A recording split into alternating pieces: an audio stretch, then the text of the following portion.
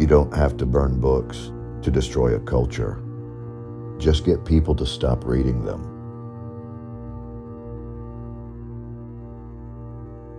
You must stay drunk on writing, so reality cannot destroy you.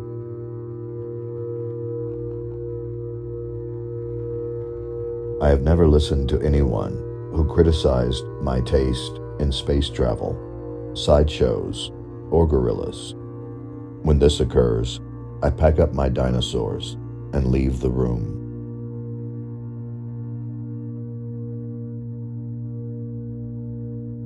"Why is it," he said one time at the subway entrance, "I feel I've known you for so many years?" "Because I like you," she said, "and I don't want anything from you."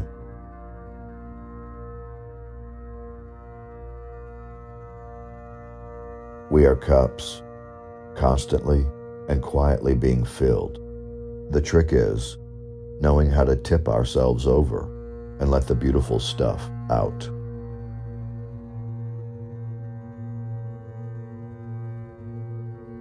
"Stuff your eyes with wonder," he said. "Live as if you'd drop dead in 10 seconds. See the world. It's more fantastic than any dream made or paid for in factories."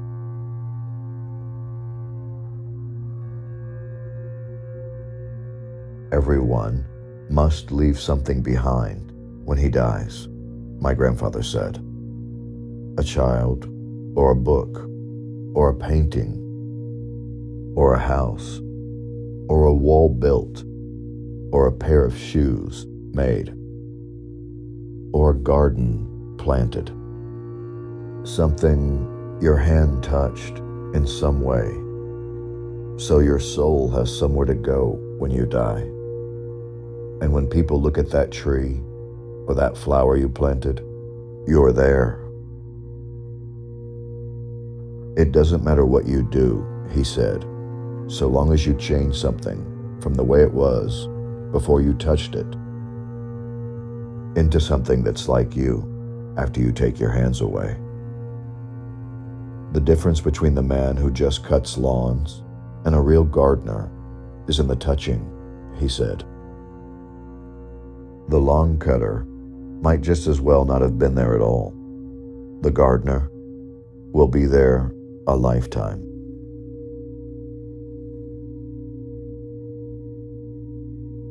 You must write every single day of your life. You must lurk in libraries and climb the stacks like ladders to sniff books like perfumes and wear books like hats upon your crazy heads. May you be in love every day for the next 20,000 days, and out of that love, remake a world.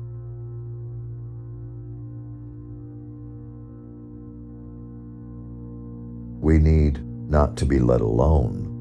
We need to be really bothered once in a while. How long is it since you were really bothered about something important, about something real?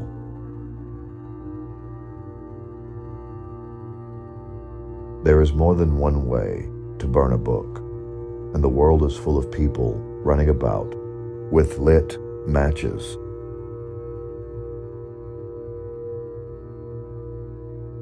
There must be something in books, something we can't imagine, to make a woman stay in a burning house. There must be something there. You don't stay for nothing.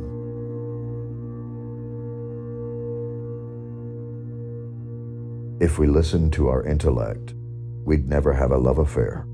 We'd never have a friendship. We'd never go in business because we'd be cynical. It's gonna go wrong, or she's gonna hurt me, or I've had a couple of bad love affairs, so therefore, well, that's nonsense. You're going to miss life. You've got to jump off the cliff all the time and build your own wings on the way down.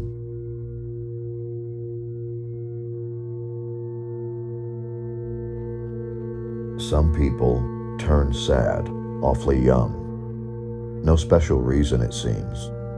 but they seem almost to be born that way. They bruise easier, tire faster, cry quicker, remember longer, and, as I say, get sadder, younger than anyone else in the world. I know, for I am one of them.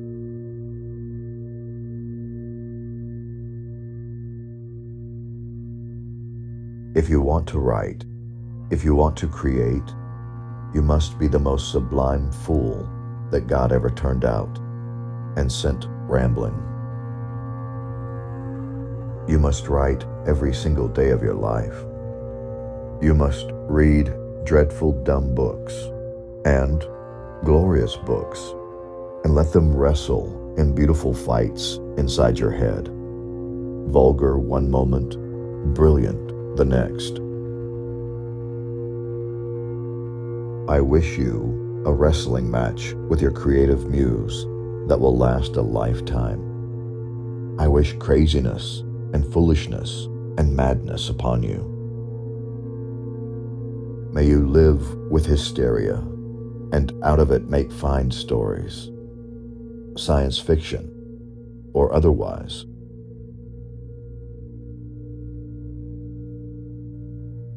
If you hide your ignorance, no one will hit you, and you'll never learn.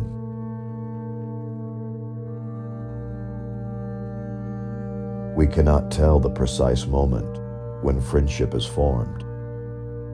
As in filling a vessel drop by drop, there is at last a drop which makes it run over.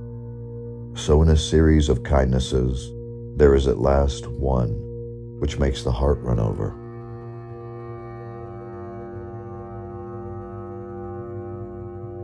Don't ask for guarantees, and don't look to be saved in any one thing, person, machine, or library. Do your own bit of saving, and if you drown, at least die knowing you are headed for shore.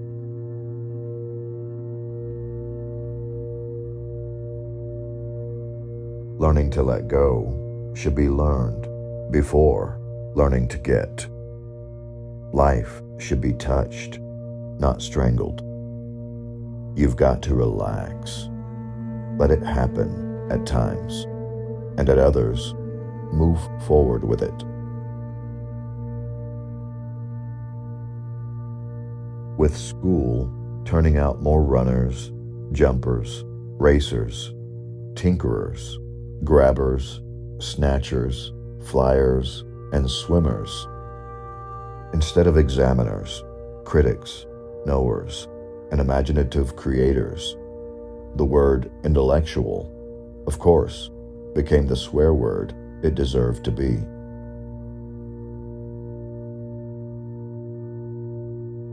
I'm 17 and I'm crazy. My uncle says the two always go together. When people ask your age, he said, always say 17 and insane.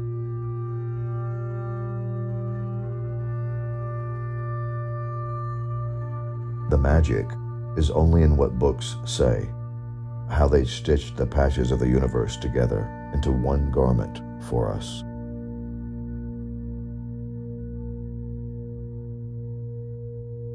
The good writers touch life often. The mediocre ones run a quick hand over her. The bad ones rape her and leave her for the flies.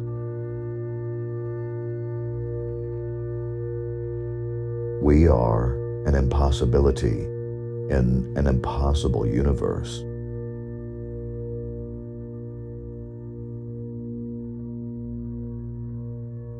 Don't think. Thinking is the enemy of creativity. It's self-conscious, and anything self-conscious is lousy. You can't try to do things. You simply must do things.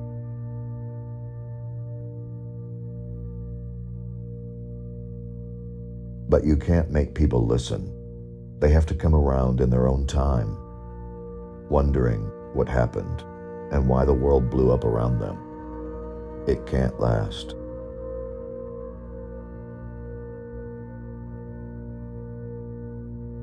And when he died, I suddenly realized I wasn't crying for him at all, but for the things he did. I cried because he would never do them again. He would never carve another piece of wood, or help us raise doves and pigeons in the backyard, or play the violin the way he did, or tell us jokes the way he did. He was part of us, and when he died, all the actions stopped dead, and there was no one to do them the way he did. He was individual. He was an important man. I've never gotten over his death. Often I think, what wonderful carvings never came to birth because he died? How many jokes are missing from the world, and how many homing pigeons untouched by his hands? He shaped the world. He did things to the world. The world was bankrupted of 10 million fine actions the night he passed on.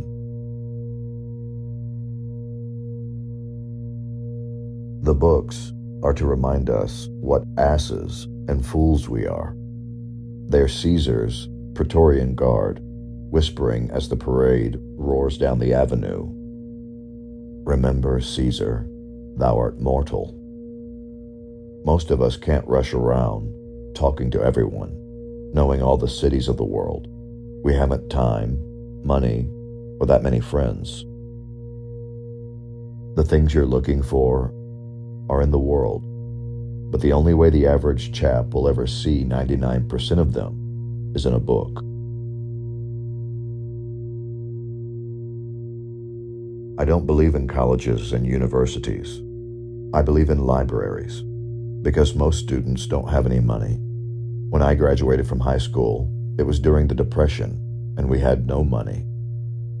I couldn't go to college, so I went to the library 3 days a week for 10 years.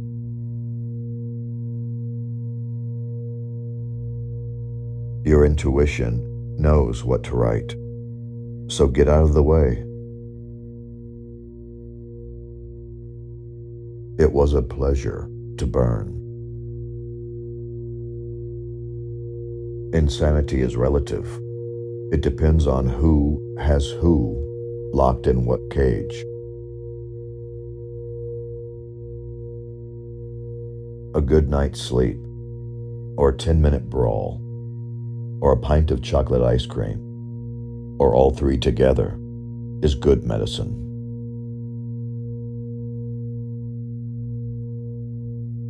I don't talk things, sir. I talk the meaning of things. Bees do have a smell, you know, and if they don't, they should. For their feet are dusted with the spices from a million flowers. I went to bed and woke in the middle of the night thinking I heard someone cry, thinking I myself was weeping, and I felt my face, and it was dry. Then I looked at the window and thought, why yes, it's just the rain. The rain, always the rain. And turned over, sadder still, and fumbled about for my dripping sleep, and tried to slip it back on. Oh God, the terrible tyranny of the majority. We all have our harps to play, and it's up to you to know with which ear you'll listen.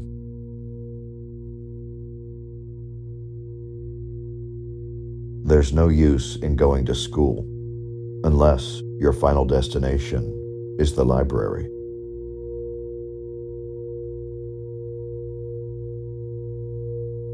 Love. Fall in love and stay in love.